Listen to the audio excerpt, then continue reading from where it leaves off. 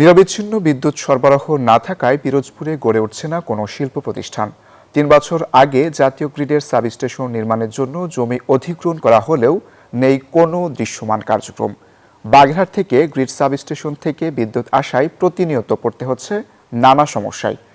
বিদ্যুৎ সরবরাহ ও ভোল্টেজ সমস্যার কারণে পৌরসভার ওয়াটার ট্রিটমেন্ট প্ল্যান্টে প্রায় পানি সরবরাহে বিঘ্ন ঘটায় ভোগান্তিতে পৌরবাসী। গোলাম মোস্তফার তথ্য, ছবিতে ডেস্ক রিপোর্ট। জেলা সদরে গ্রিড সাবস্টেশন না থাকায় বিদ্যুৎ বিড়ম্বনার শিকার হচ্ছেন পিরোজপুরের হাজারো গ্রাহক। জেলা শহর হলেও বিদ্যুৎ আসে ২৮ কিলোমিটার দূরে বাগেরহাটের গ্রিড সাবস্টেশন থেকে। প্রায় সময় ঝড় কিংবা হালকা বাতাস বিভিন্ন কারণে প্রায় বন্ধ থাকে বিদ্যুৎ সরবরাহ।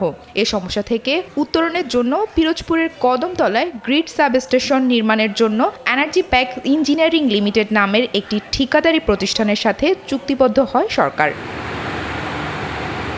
কিন্তু প্রায় ৩ বছর পার হলেও ঠিকাদারি প্রতিষ্ঠানের কোনো দেখা মেলেনি। এদিকে বিদ্যুৎ সরবরাহ না থাকায় পিরোজপুরে গড়ে উঠেছে না কোনো শিল্প প্রতিষ্ঠান।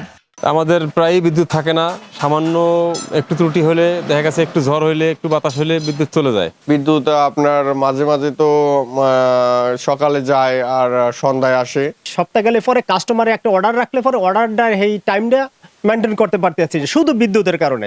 আমাদের এখানে কোনো সাবস্টেশন নাই, যার কারণে ভোল্টেজ লো ভোল্টেজের কারণে আমাদের হেভি মোটরগুলো চালাইতে অনেক সময় সমস্যা হয়। ন্যাশনাল গ্রিডটা যদি আমাদের পিরোজপুরে স্থাপন করার জন্য কোনো প্রক্রিয়া চালু করা যায়, তাহলে আমাদের ভোল্টেজ ভোগান্তি অনেকটা কমে যাবে। এদিকে বিদ্যুৎ বিভাগের এই কর্মকর্তা বলছেন, দুর্ভোগ লাঘবে একটি গ্রিড সাবস্টেশন নির্মাণের কার্যক্রম প্রক্রিয়াধীন রয়েছে।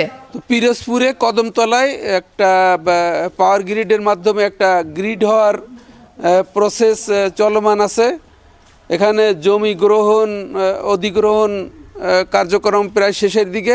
পিরোজপুরের কদমতলায় ৩ একর জমির উপর ৫০০ কোটি টাকা ব্যয়ে গ্রিড সাবস্টেশনটি নির্মাণ হলে ভোগান্তি কমবে এই অঞ্চলের বাসিন্দাদের। Desk report, news 24।